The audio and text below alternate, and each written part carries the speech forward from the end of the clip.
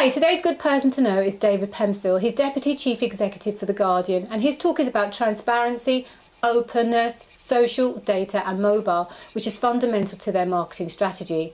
They do this by being transparent, being multi-channel and creative storytelling, and they have something called Guardian Labs, which helps brands tell their story.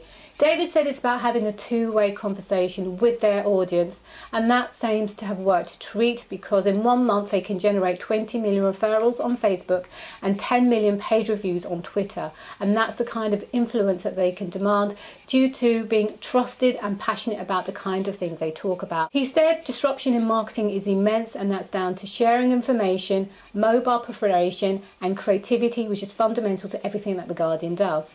Yes, they are uniquely positioned in that most of their content is generated through massive stories, and that's currency of their brand. Stories that nobody else would touch, such as phone hacking, WikiLeaks and Edward Snowden's story.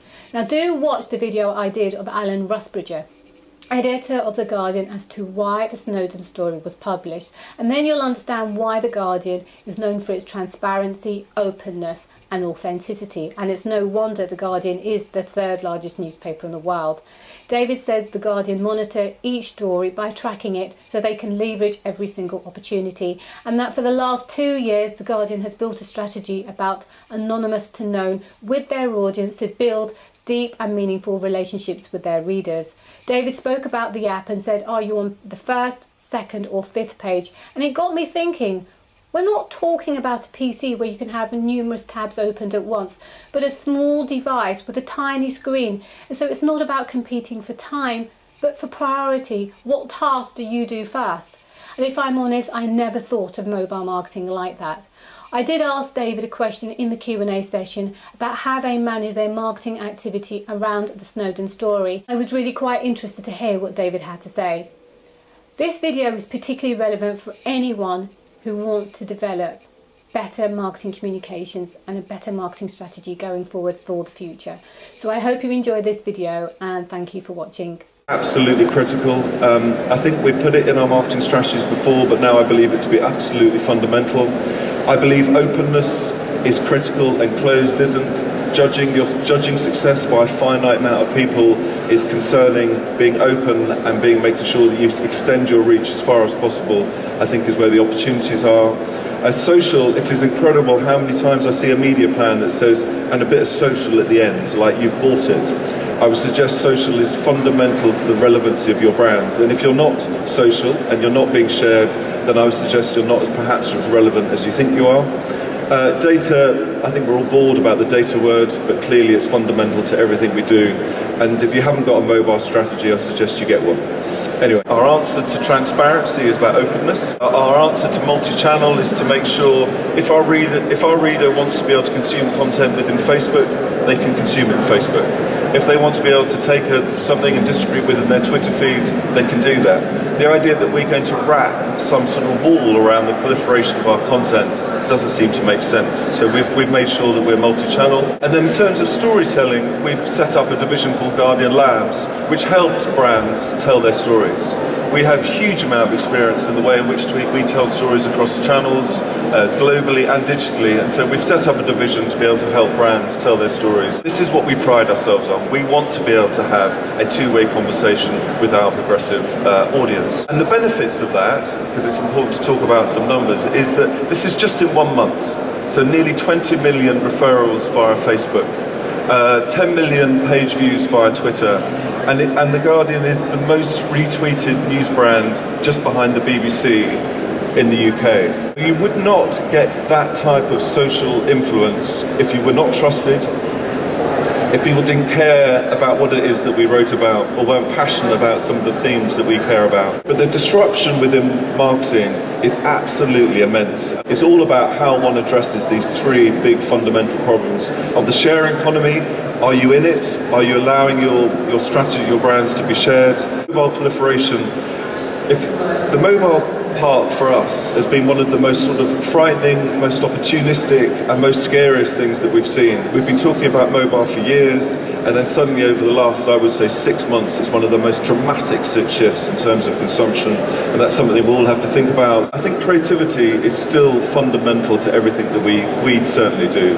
The Three Little Pigs campaign that we did 2 years ago was the most awarded campaign in 2013. I think we have to spend more time making sure that the creativity and the ambition of our marketing plans are both good at the inception, i.e. the creativity of it, and obviously the distribution. Obviously most of the engagement that we create is obviously through massive stories, but this is the currency of this incredible global brand, of ensuring that we break stories that people don't want to go near, that we spend, 2 years we spent on the phone hacking story to uncover what we believe to be something fundamentally wrong in the way in which they were collecting news. But this is the stuff that gets us fame.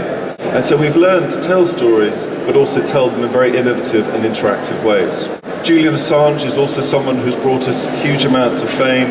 They created a film off the back of that, which hopefully most of you have seen. But then you get big stories like this. And when someone like Edward Snowden at the age of 29 decides to sacrifice his entire life to be able to tell a story that he believed was fundamentally wrong about the way in which data was being captured, the place that he comes to is The Guardian. It's because we're open and because we're global, and he believes that we're going to be able to tell the most authentic story.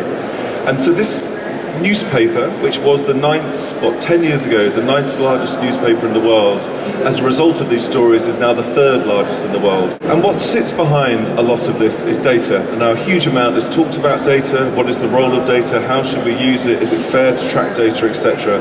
But this chart, if you just see at the bottom here, this very complicated chart here, is a system which we call OFAM, which sits behind all of all the stories that we write, and it tracks the proliferation of these stories as they become social. We are tracking this in real time around the globe to absolutely monitor how to leverage every single social opportunity. And it just shows you that how technology plus creativity and great storytelling can be converged together to be able to create some of the traffic and the audiences that we build. The last 18 months to 2 years, we have set in motion a very big and ambitious and frankly expensive strategy, which is about anonymous to known. And how sensitively, because we're The Guardian, can we capture data and have a much more closer and more direct relationship with our audience. And so rather than just monetizing reach, anonymous reach, we're getting much better at understanding how to build very deep and compelling relationships with our readers. When I think about apps and you look at your mobile, are you on the first page, are you on the second page, or dare I say on the 5th page, how one creates relevancy in that space is something we're really trying to get our heads around. And people talk about native advertising, they talk about video as being the solution to this, but that's something that all of us, I think, are going to have to really care about, because the mobile environment almost, you feel at times, could be commercial free. I just really wanted to know, if the Snowden story was like a campaign, how would you say The Guardian concentrated their marketing efforts? When someone like an Edward Snowden story happens, I don't think we don't necessarily put a marketeer in the room to say, how is the best way to exploit this? That's not how we do it. But because we're so open and we're aware of our proliferation, particularly on Facebook and Twitter, we're very conscious of kind of what works. And so, for example, when Edward Snowden decided to reveal himself, we launched a video at 4 o'clock on our site on a Sunday, and made sure that video could be ripped and shared and distributed globally around the world. And that is a really open strategy. There are others who would say, if we've got that piece of content that's so famous, yes, let's use that to leverage our subscription base. Let's put it behind a wall. Let's make sure people pay us to get access to that, whereas we make sure that we open that as much as possible. And that, if you look at the traffic spikes at that moment, were utterly, utterly huge. And then as a result of that, it's then how you tell those stories. So the NSA story actually it's a very dry and very complex one about how data is tracked and monitored. So when we came up with that NSA Decoded Interactive, that was us taking a very, very complex story and using creativity to sell it, to tell it in the most simplistic way. So we created that interactive, and then we made sure that we distributed that through all of our Twitter channels. All of our journalists had that and made sure that was available to as many people as possible. And I think what we have now is we've codified how that works. Every single one of our journalists now, over time, has begun to realise that these huge social streams are an extension of what they've always done. But you can now tell stories to 5 million people on our sites or 20 million people off. And I think that just puts power and energy into any story. So it just seems to happen. And I think the openness, sometimes you wish you could control everything. But I think that once you've got, I think it's like any great marketing idea, like the Three Little Pigs.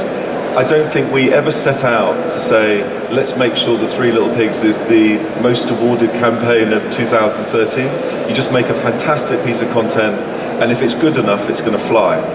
And if it's not, you can spend as much money as you like, and no one's going to consume it.